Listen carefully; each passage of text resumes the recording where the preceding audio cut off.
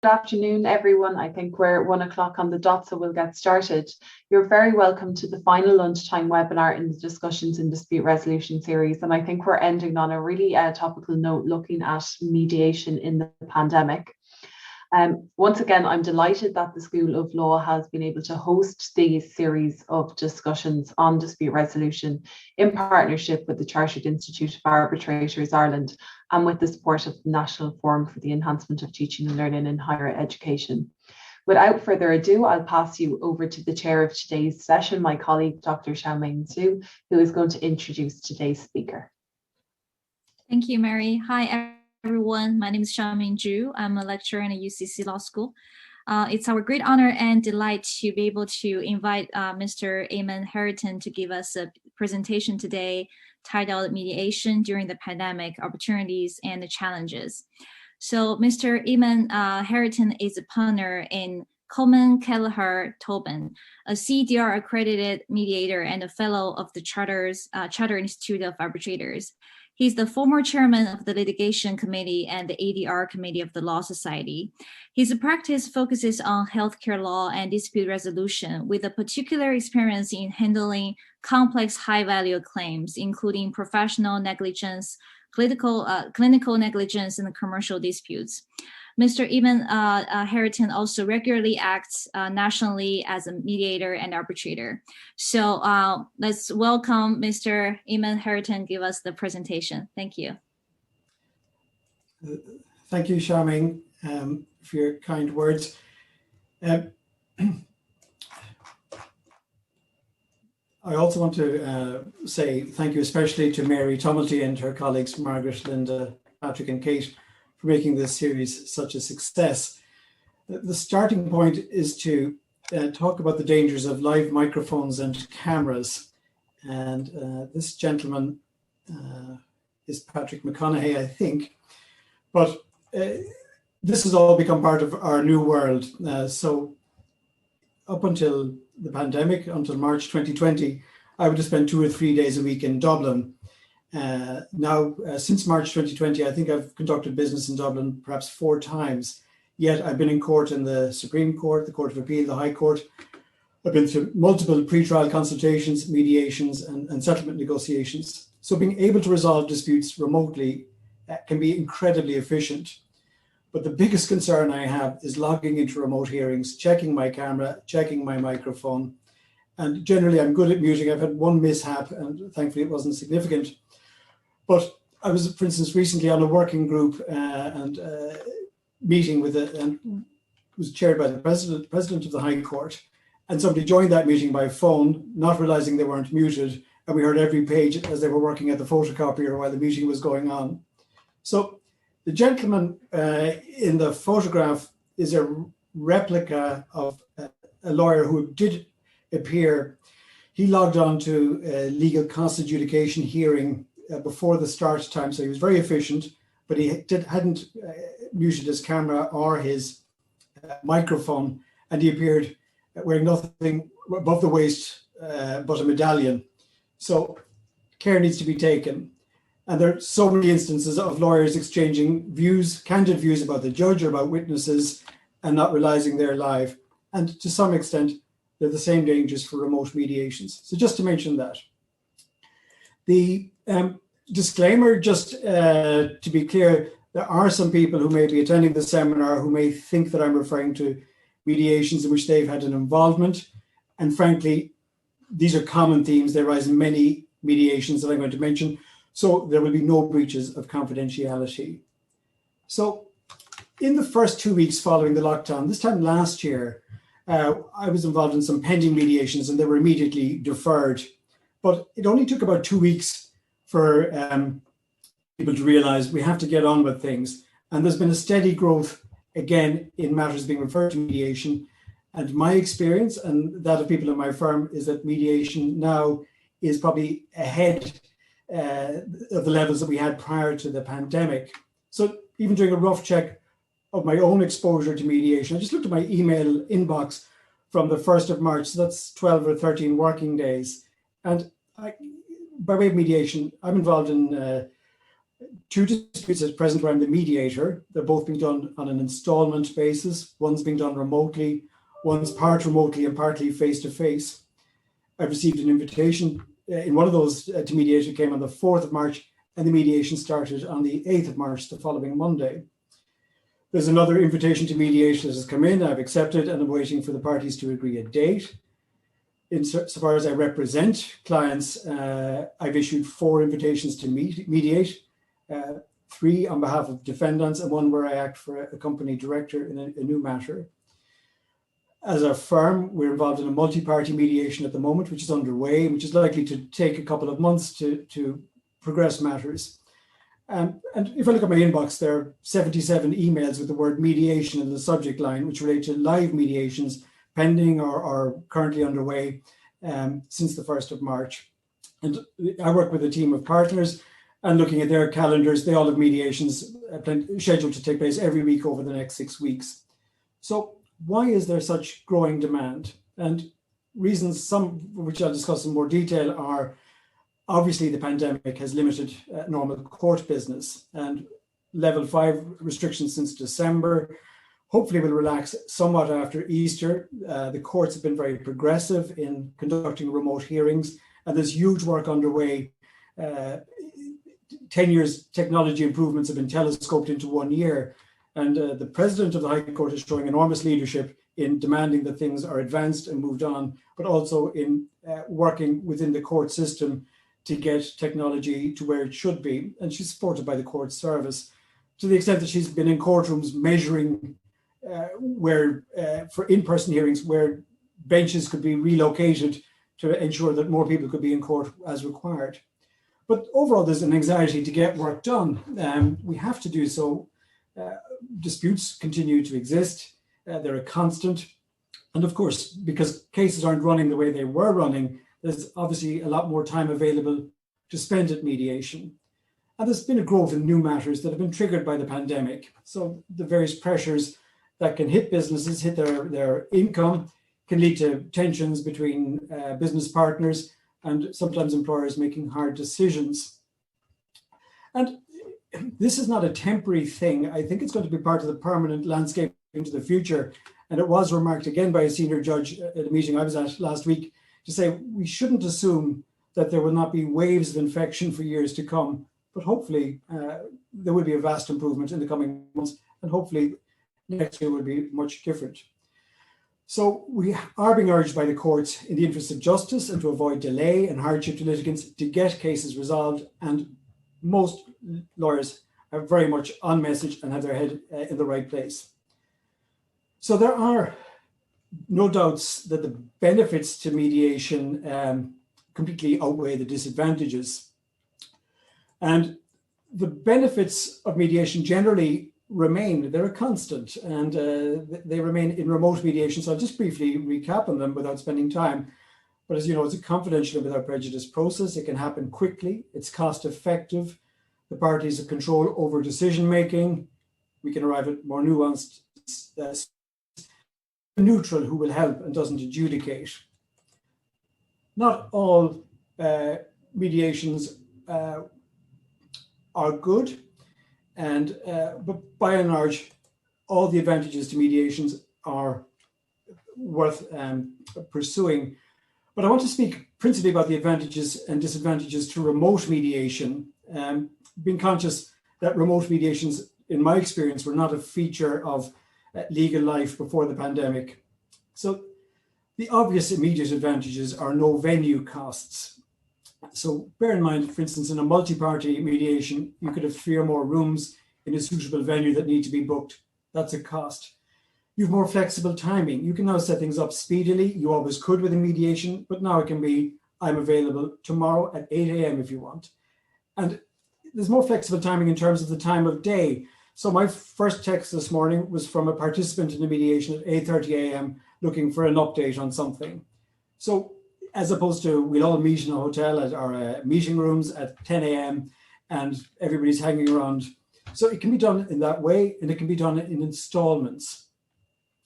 There's no need to travel. So remote mediations, you can have clients and lawyers in different cities or even different countries You can have consulants, solicitors in different cities or towns, and they can be often at home. In my case, by and large, I'm working from my office, but you could partake from your own garden if needed be at times. As those who've been through mediations know, it can be a very long day and sometimes stretch into the evening. So now you have a chance for the parties and for their legal representatives to use dead time during the day of the mediation. So instead of making small talk with a client, there's a chance to catch up on emails, make calls and do things, and you can choose the environment in which you're going to work. Because of the reduction in court business, there's obviously an increased availability of key people. Lawyers are available, clients are available because they have fewer court commitments, but also key decision makers are available even if they're in another jurisdiction.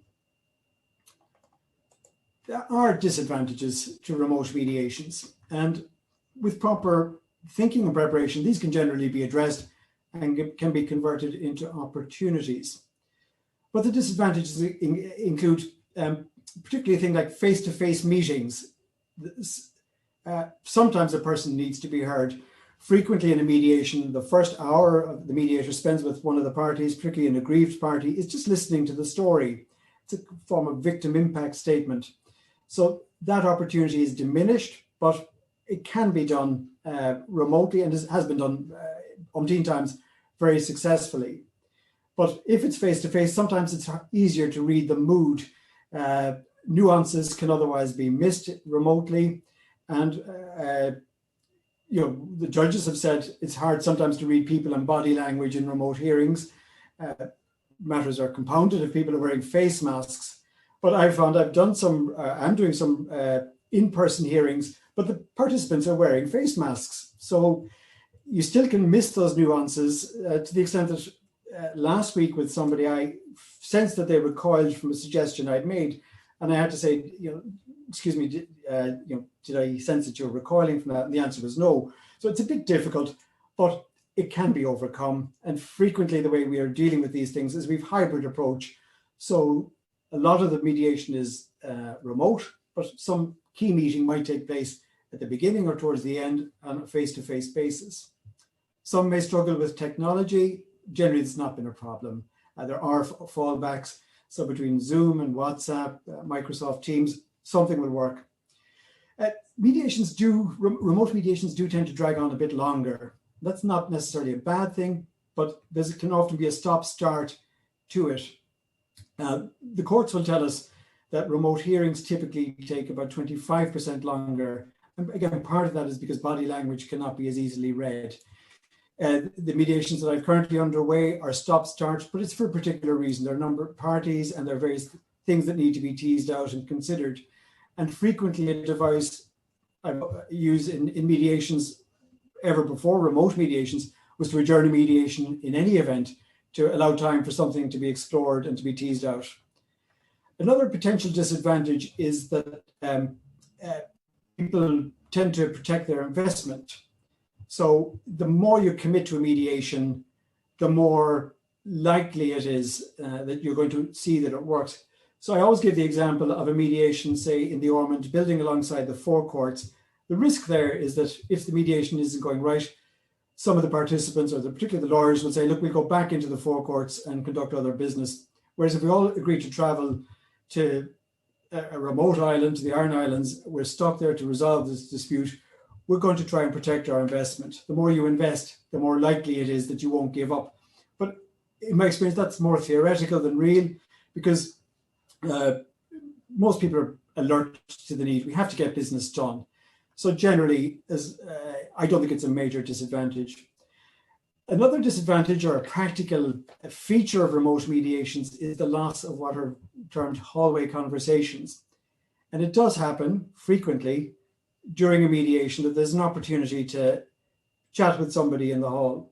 So as you will know, where you're involved in mediations, when the mediator leaves the room to allow one party to discuss or consider something, the mediator might retire to the hallway or to a common area.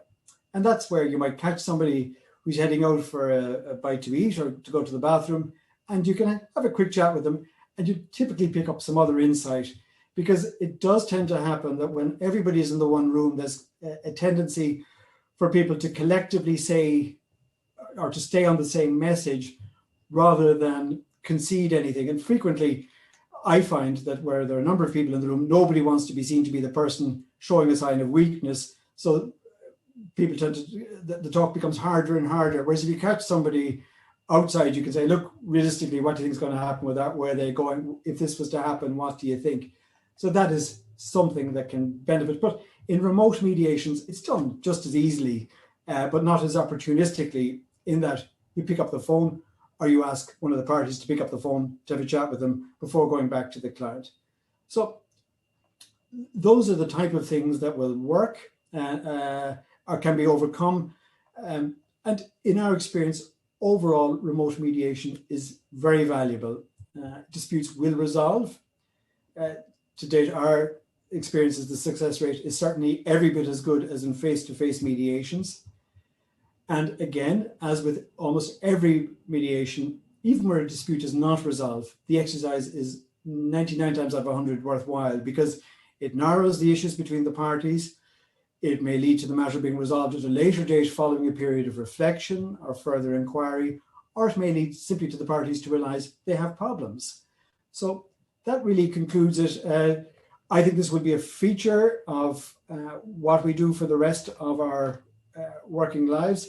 There will be a resumption of in-person mediations when the pandemic eases or when restrictions ease, but there will be a lot of use of remote mediations for reasons of geography, for reasons of timing, and because frankly, it works and people are finding it very enjoyable and very effective.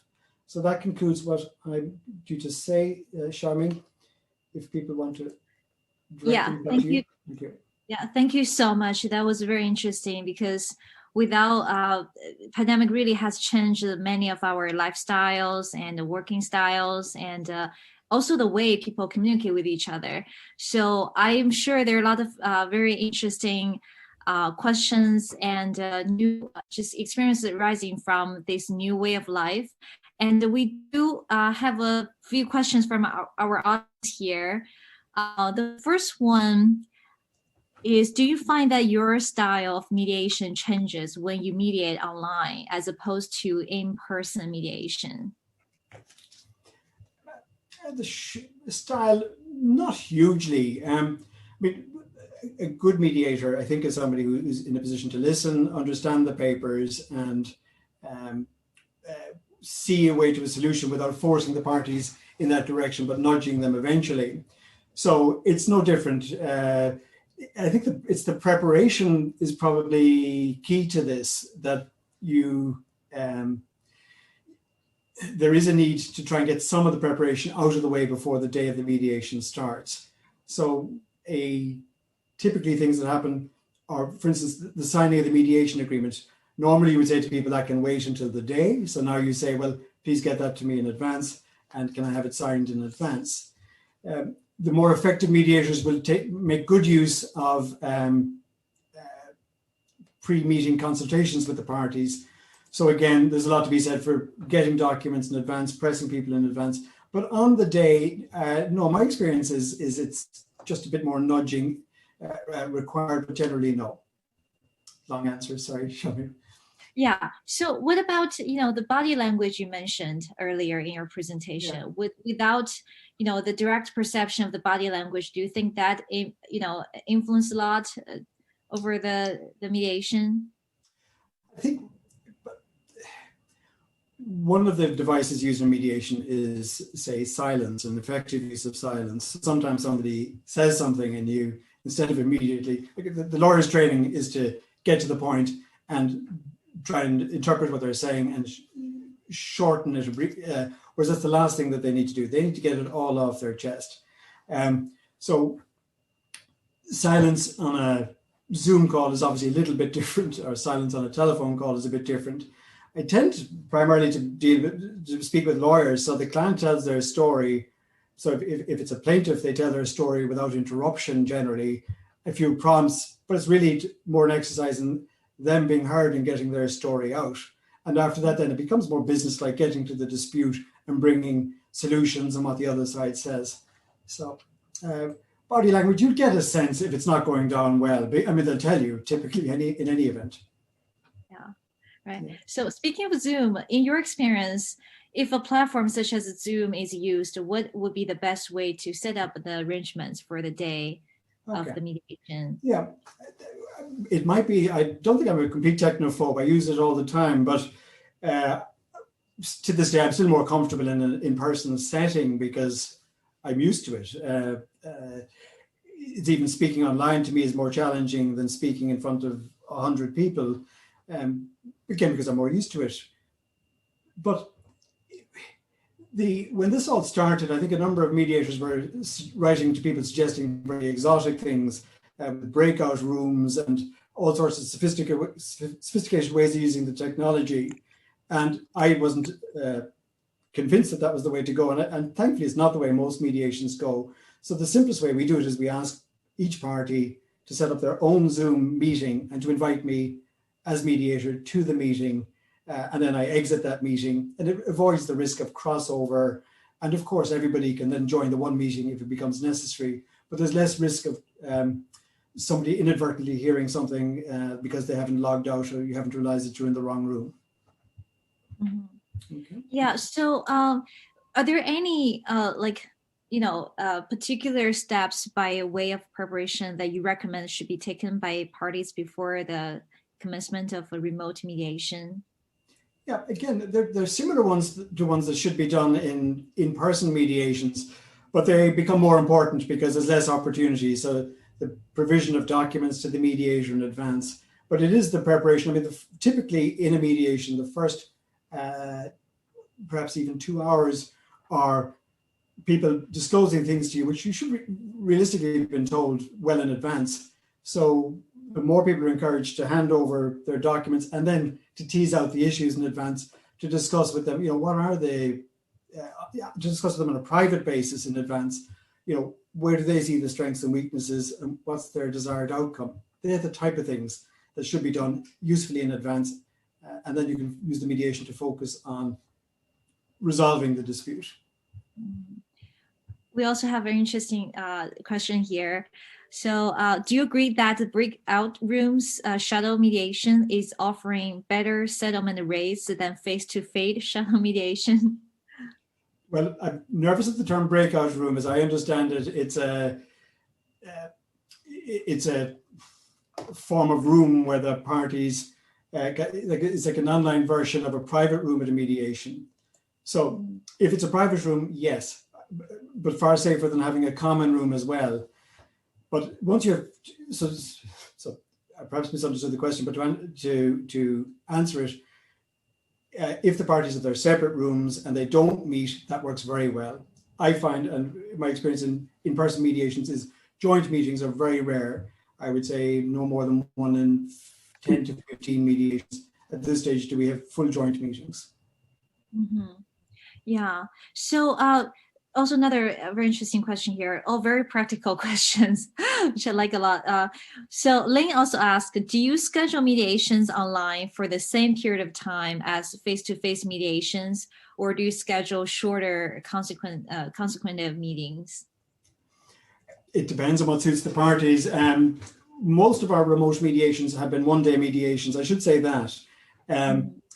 So they've been, say, typically a medical negligence dispute where all the parties want to get business done. It's done in the same way as an in-person one, except everybody's remote or all but one party is remote.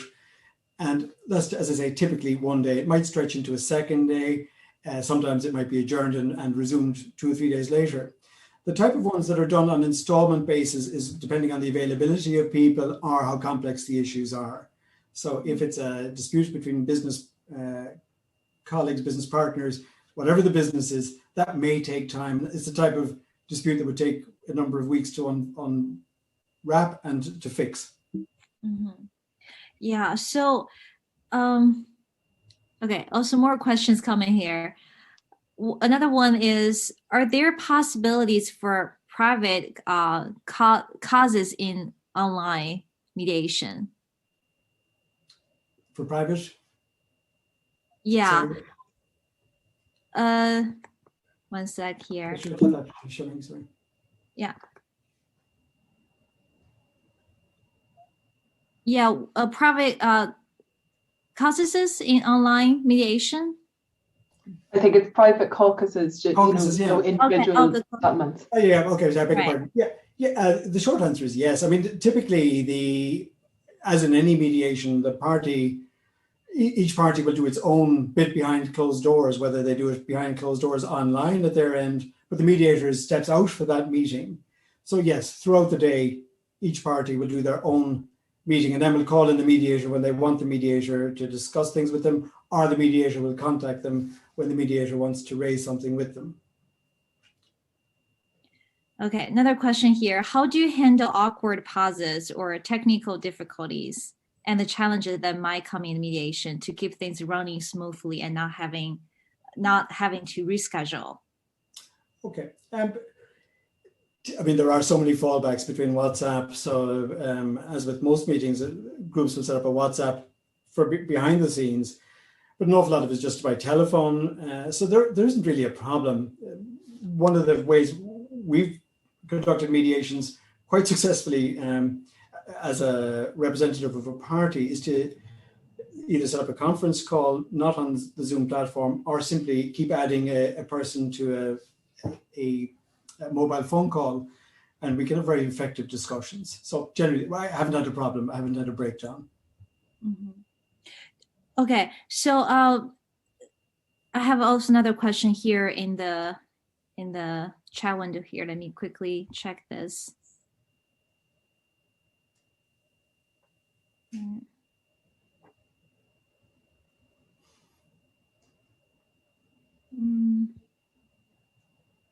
So have you noticed any difference in settlement rates in the virtual setting versus face-to-face? And how have disputants found the virtual setting? I think people are generally relieved to settle anything. I think there are advantages to the virtual setting that people enjoy, which is they're in their comfort zone, they can stay in their offices, there's less pressure, less fear of being kept there all day and all night and kept hostage. So there are huge advantages to people. As to the settlement rate, when I speak with people, I always say, in my experience, the settlement rate is just short, just around the 90%, is 85, 90%. And there's zero difference between remote and in person. I think, again, if there are lawyers involved, they will tell you, look, this is never going to work remotely for whatever reason. This person needs to meet somebody and needs to have their day, and that can be accommodated. But by and large, the most complex disputes have been dealt with remotely and very successfully. Yeah, okay. We really having a lot of questions coming in, so I have to quickly review all of these questions and pick the ones I think are very practical and might be helpful for all the audience here. So there's another question. So in mediations concerning family law disputes, power imbalances and intimidation are often a concern. Do you think remote mediations do anything to lessen these concerns? Okay, I'm not a family law mediator, at least it's not something I've done, but I think remote mediations, yes, definitely will be, there's a benefit in that it keeps the parties apart. It means there's no risk of somebody being shouted at or fearing that they're going to be shouted at or seeing somebody who causes them ill feeling or worry. So there are obvious advantages to that. Yeah. Okay, I also want to ask a question for myself here. So do you consider in the future this kind of online mediation or arbitration mechanism would become more popular among people? Or do you think people would prefer to choose this over the face-to-face arbitration or mediation? I think there would be, my expectation is that there will be a significant push to do an awful lot more work online remotely than in person. There's no substitute in some ways for human interaction, and life would be very dull if we were all staring at computer screens forever. But I think an awful lot of routine things that we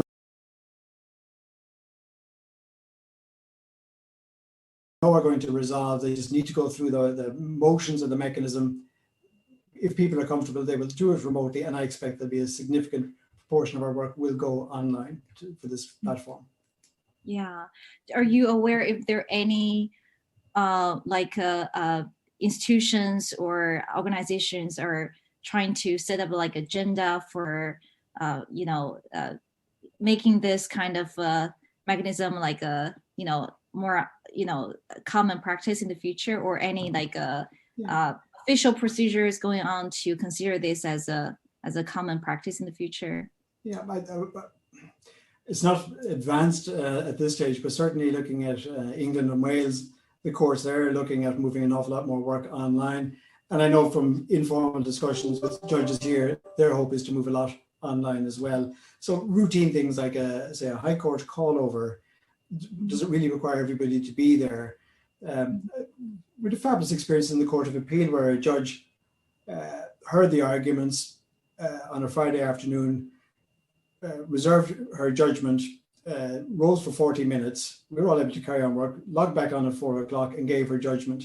And it meant people weren't dragged from all parts of Ireland to hang around the court. There's going to be huge attraction to that. And I think the judiciary seems to be very motivated to do things in a more efficient way. Mm-hmm. Yeah. Okay, there's another question, very interesting. So do you think online mediation facilitate the spontaneous consultation during the process?